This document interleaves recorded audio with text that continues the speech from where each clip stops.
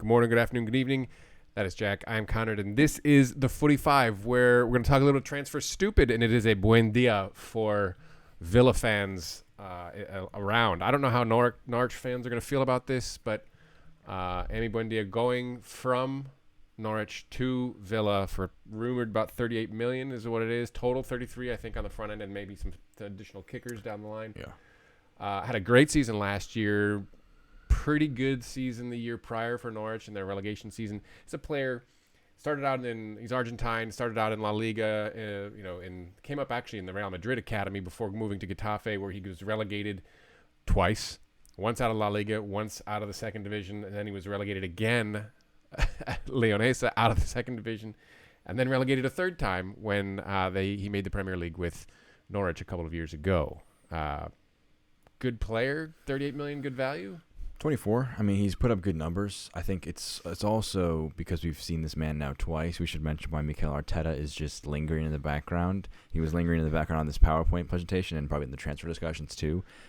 Google Slides presentation. That's okay. Arsenal were interested in signing him, so that was always going to drive the transfer up a little bit because they knew that a club with admittedly limited bankroll that Kroenke offers Arsenal. They rejected the offer. Whatever the offer was to Norwich, Norwich rejected it. That's what reporting says. I mean, he's a good player. He was good enough for Arsenal, and I think that he's going to be a solid signing for Villa. Great on that right side. They've already shown Grealish that they are able to take players from the Championship who you're saying, can he make the next step? And they can. Ollie Watkins, most notable guy, having a tremendous first year in the Premier League. Very unfortunate not to be in the Euros squad for England.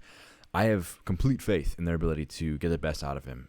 Dean Smith's been doing a great job for them, and I think this is going to be a really good signing, very effective, and this is a combination of good transfer prowess and an ownership group that backs their team. Villa didn't make a ton of money because of how much they've placed in the league last year, but signings like this are going to push them up the ranks.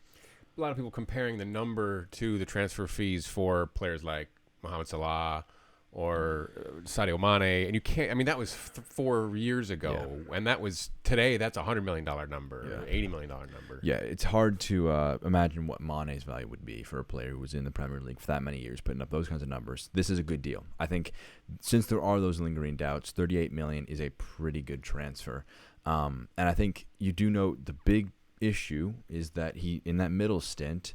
Norwich didn't score. They were a terrible team. He was a lone bright spot. We talk about him a lot, along with Teemu Pukki. He's assisted on over 25% of the goals that they did score. Yeah. The only thing worse than that goal tally was the number of points they accumulated, which was 21, which I think was the worst until Sheffield United, what they did last season.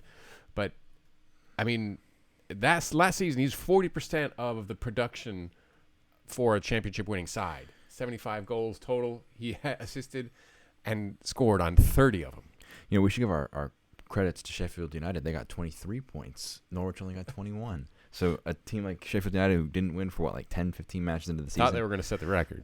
They came back a little bit later on. But he's going to have more around him in terms of creativity. Pukki was a very good forward option for them, but he's going to have Watkins. He's going to have Grealish, McGinn in the midfield as well. Bertrand Traore is very good for them. They got some really good defensive pieces as well. Mings, Konsa, Martinez has been great in net. Matty Cash at right back's been good for them.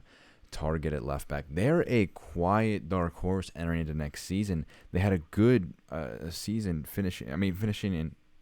That's last season's table I'm looking at. I was like, they did not finish 17th last year. That was confusing me because they obviously finished 11th this year, which is a really good improvement. Up 6 places, 6 more places, you're into your Europa League spot. Can they make that jump? I don't know. One or two more players like Buendia, and that ability, I think, is a bit. It gives them a little more depth too. And they don't need depth as much this year because the league is starting. Grealish, the difference when they didn't have Grealish was huge, right? So this pushes somebody out of the lineup. In theory, gives you a little bit more depth. Yeah, but I mean, it also does offer some more creativity besides Grealish, because they did rely a lot on him to kind of be that magic spark. They were good without him. They still had a good system. They weren't just kind of kick it to Jack Grealish and create. But I don't think he's the replacement. I know that Arsenal fans are in their ever-ending optimism are thinking that this means that they're going to get Jack Grealish. No, you're not going to get Jack Grealish. I mean, he's being linked to Manchester City, Manchester United, Liverpool. I think he'd be a perfect signing for Jurgen Klopp. You just have 3 teams right there, and then Chelsea as well. Literally every team in the top 4 would love to sign Jack Grealish. And Arsenal, what do you have to offer? less wages, no Europe, struggling project. He'd have to arguably, you could make the argument that Aston Villa have more talent to support Grealish than Arsenal do. It's a tough argument to make, but they have a rip and rewrite at Arsenal. For sure. It's the big deal. I think it's a statement that you can kind of liken the way that Grealish is an important talisman for this Villa side to Kane at Spurs. And you can say that they didn't really support Kane that much. He would get injured, then they'd be like, "Oh crap, what are we going to do? Score in the month of August. We're not going to score. We're not scoring in the month of August," and then you struggle out of the gates. So not only do you lessen the requirement of Grealish to have the ball to create every time, but you also make him give him a reason why he loves Aston Villa. Clearly, I mean, he loves the club. And now he has reason because players like Buendia with his ginormous head are going to be are going to be at the football club. I think it's a really, really good signing. Even if he doesn't hit the ground running, he hits 1 goal, 7 assists like he did last time, his resale value wouldn't be bad. He's going to make other people better. Period. Just because it's one more dude for the defense to have to deal with. They don't move to 12 men, unfortunately, by signing Buendia. But I understand that. No, I'm saying one more really, really talented attacking player on the right side to complement where Grealish generally plays middle left, right? Yeah, very good dribbler, very good chance creator. Most chances created. Very right-footed. I think for the Norwich side of things, it's very interesting because they need to sign someone to replace him. I've always thought that Harvey Elliott on loan. I think this relegates them, to be honest with you. I think this would not be the straw that breaks the camel's back for their relegation hopes. What else are you going to get for $35 million to produce that? Get that kind of production. You already bought a Buendia for $1 million 3 years ago. You can do it again, 100%. I'm thinking, they didn't get the production straight away. You need the production right now if you want to stay up. Well, I mean, you could argue that. I mean, 8 goals, 12 assists in his first season. That's production. I think that's production. That was a good first season for sure. But that was, again, admittedly in the championship. But they scored 93 goals that season. I think it was a much smaller portion of their production. This is a different side than the one that got promoted in 2019. Is it better? Is it worse? I can't. I haven't watched them enough to say for sure. And so I would have to do a bit more digging on if this loss will really kind of kill them off. I imagine the almost perfect transfer in my head, or the loan in my head, is Harvey Elliott from Liverpool. Tremendous player in the championship last year. Could fill that right winger with the left foot. Very similar player to Buendia. Isn't solely reliant on pace to beat his man, but can create.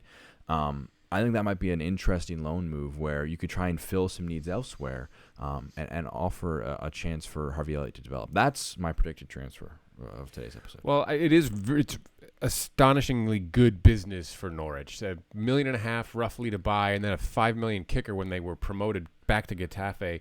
So they're coming out of this thing pretty good, $28 million ahead, just without even they got a 10% sell-on clause, sounds like, from what David Ornstein's reporting. And it's their biggest ever transfer, and it's Villa's biggest ever purchase. Yeah, I mean, they still have players like Max Aarons, who's wanted by a lot of Premier League clubs. They had sold Ben Godfrey to Everton for a good fee. They are a club that is really good at generating talent, and they're able to sell it on for good prices. So their biggest key right now is not the sell for good prices, it's now the developed talent, but also maybe you need some ready-made stuff. So there are some interesting transfers out there, but I think Norwich do need to kind of take a dip into the market and take this money and stick it into some improvements in the squad elsewhere to maybe try and bolster your chances of staying up, because losing Buendia, you don't have that creator. Like you like it into Mateus Pereira for West Brom last year, where he could create something out of nothing. Another South American. I wonder if he's going to come back to the Premier League, get signed. But they had him, who he could create things in a moment. They obviously got relegated regardless of having him, but not having Buendia is going to hurt. But I think that it's not. I mean, 40% of your production. It's June 5th. It's June 5th. This is being reported. The window isn't even open yet, and I don't think we can relegate Norwich just yet. Fair. Jack, Conrad, 45 transfer stupid on Emi Buendia. Good deal overall, I think. I think we both agree on that, at least for both parties. I think it's a good amount of money for Norwich. It's a rare case where both parties can walk away very happy with the money got and the money spent. I'm still nervous if I'm Norwich, though. Yeah. Please let us know what you think in the comments. Like, subscribe, please. It's free. We enjoy doing this. We'd love to have more of you. And look for us on the Twitter at The45. Take care now.